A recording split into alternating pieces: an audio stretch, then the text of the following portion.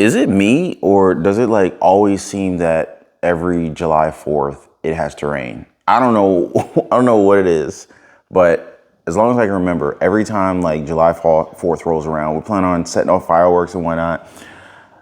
Rain just comes out of nowhere. Either it's like cloudy all day and then it finally rains just around nighttime, or maybe it's just raining all day long. Perhaps it's just sunny all day and then big old clouds come out of nowhere and it starts raining on us. Anyway, so we keep hearing about this housing market crash, this looming collapse, and prices are supposed to be hitting rock bottom, and everybody's gonna be getting deals.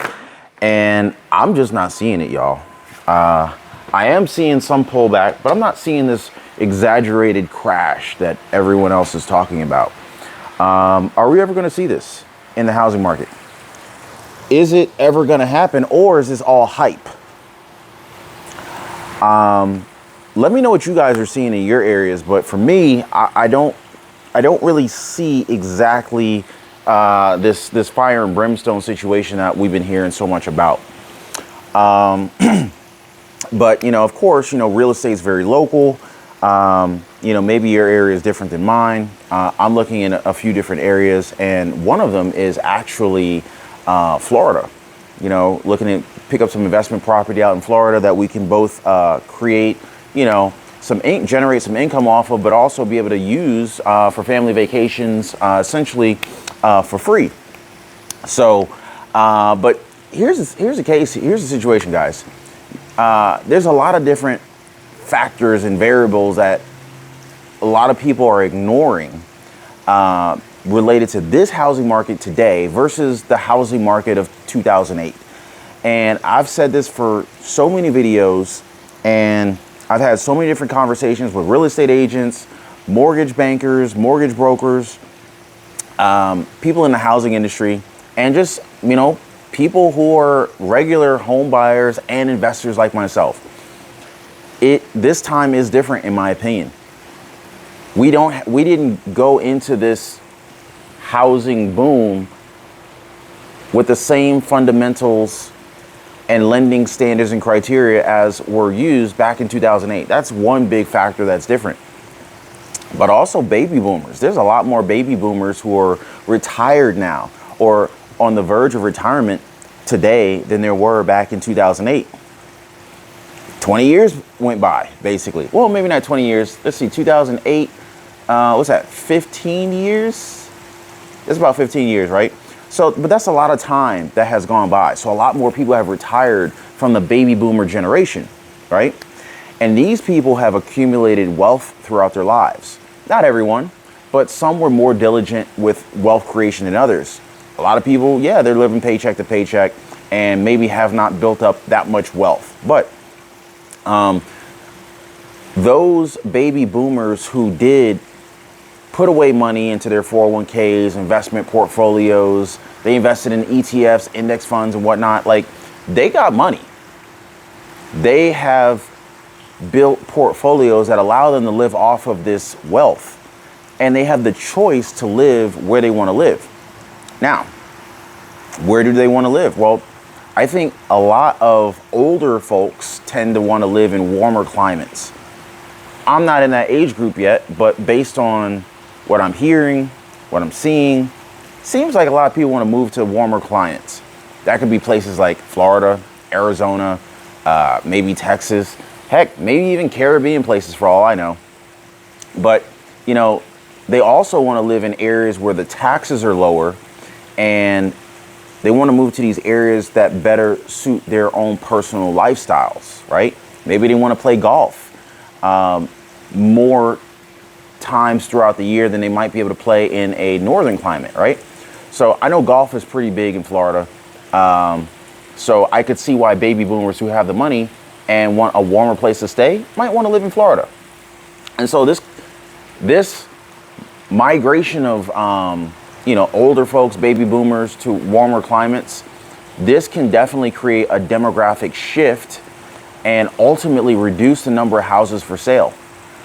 This may also be helping to prop up the market against the housing market crash that a lot of people were expecting, right? And like there's several areas in Florida where the home prices are so high. It's so expensive to live there now compared to say 10 years ago. It's ridiculous how much more it is to live there now. You know, HOA fees are much higher, property taxes are so much higher, right?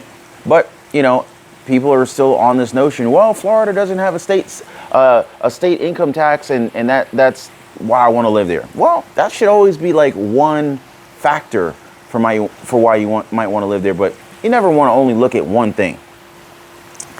You know, and you know, but right now there's like this big imbalance between, you know, low supply, high demand in the housing market that's basically been driving up housing prices, right?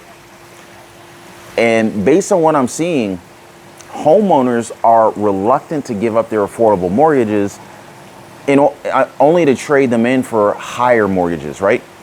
If you got a 3%, 4% mortgage, 2% mortgage for 30 years, even if it's a 15-year mortgage, no one's really trying to walk away from that, because everyone and their mom knows that if you bought a house today, you're not getting 2%, 3%, 4% interest rate mortgages in this current environment.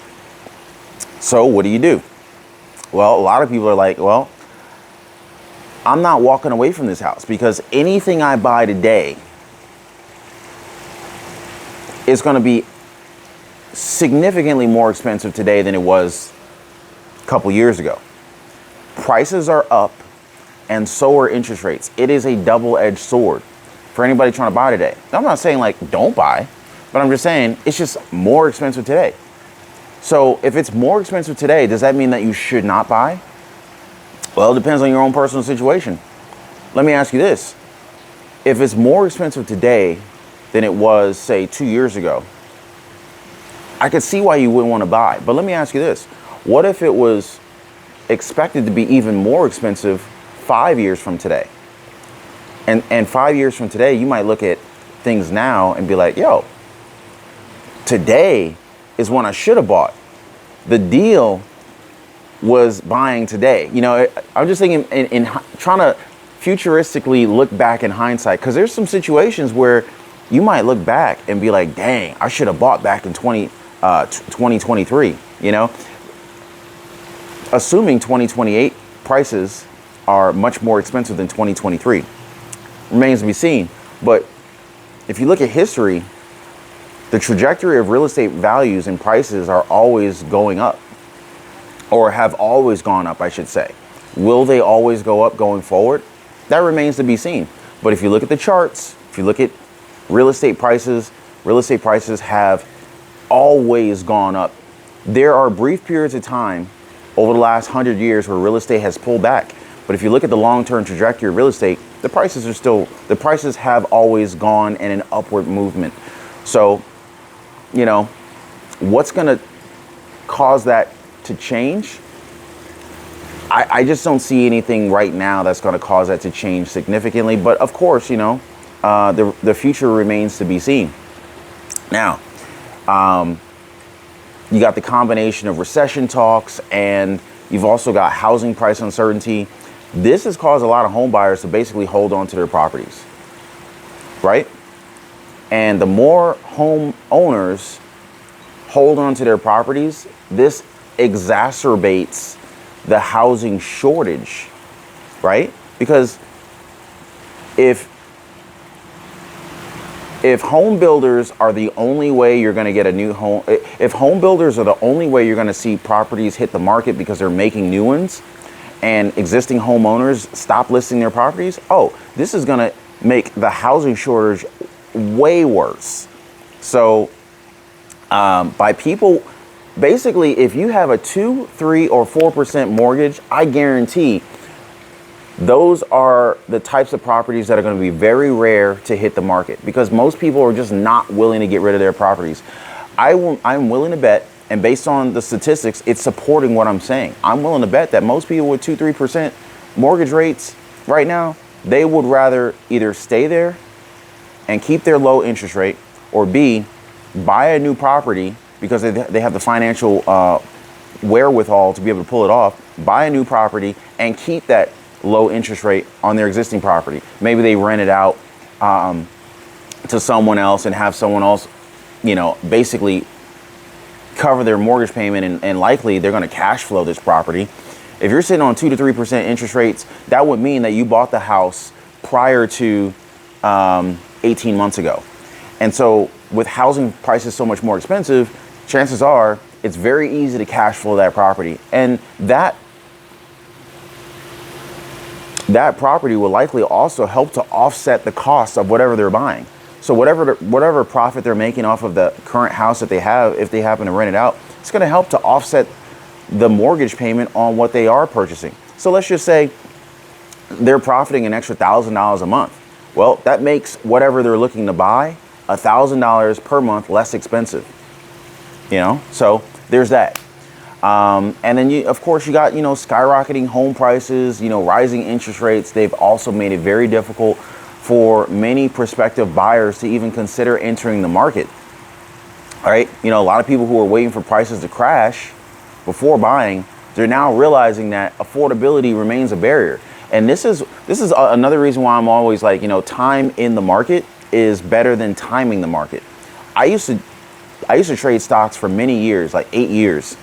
And me personally, I've made more money investing in the market versus swing trading and like day trading stocks. Time in the market for me has been more profitable than trying to time the market. I'm just saying.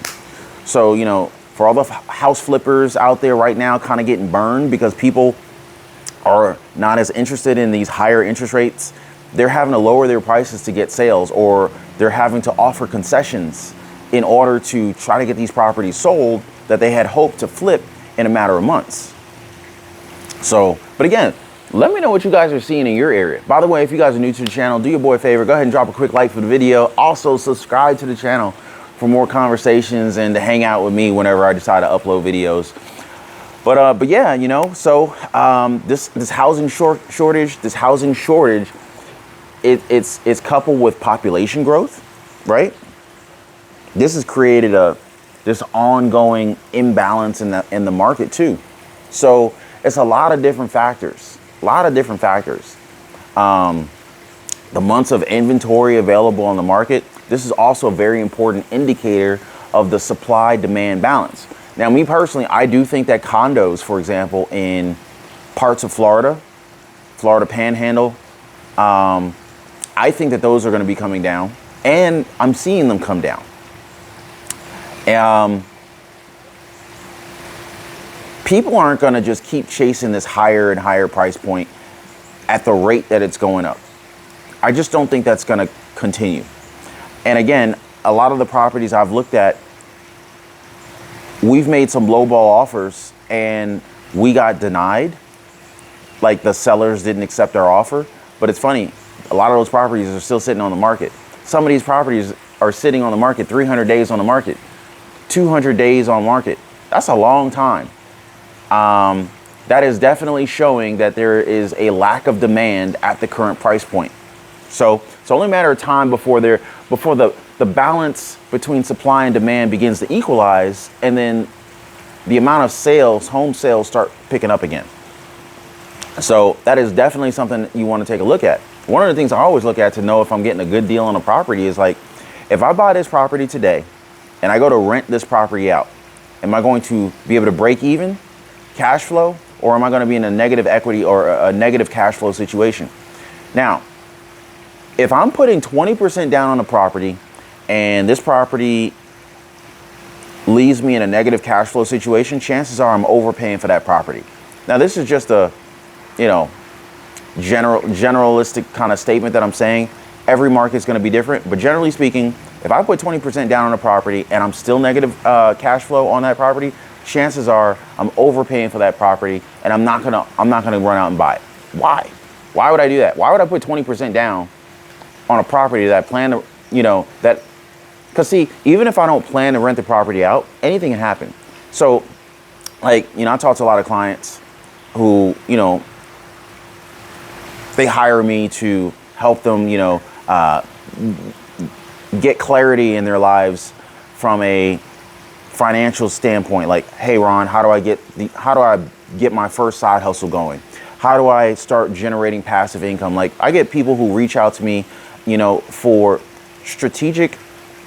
to have strategic conversations on how to, achieve certain goals that they have, right? I guess I'm a coach. I don't know. Anyway, so when I have someone ask me, should I buy this house? I never really tell them, yes, you should buy a house, or no, you shouldn't buy a house. But what I do ask is, how would you feel if you bought this house and there was an interruption in your income? So I create these scenarios and I help people to find their own answers. And then it becomes very, very clear to them what they need to be doing. So if you bought a house today and you suddenly lost your job tomorrow, how would you be able to continue to pay for your house? Are you in a position to continue to live your lifestyle without a job for a sustained period of time? Well, if the answer is no, then I would say that you need to reevaluate whether or not now is a good time for you to buy a house. Here's another question. Let's just say you buy a house today and there's an interruption in your income and you find yourself in a situation where you need to vacate that house. Can you rent that house for as much as you need? Can you rent that house for as much as your mortgage payment is, including your property taxes and insurance?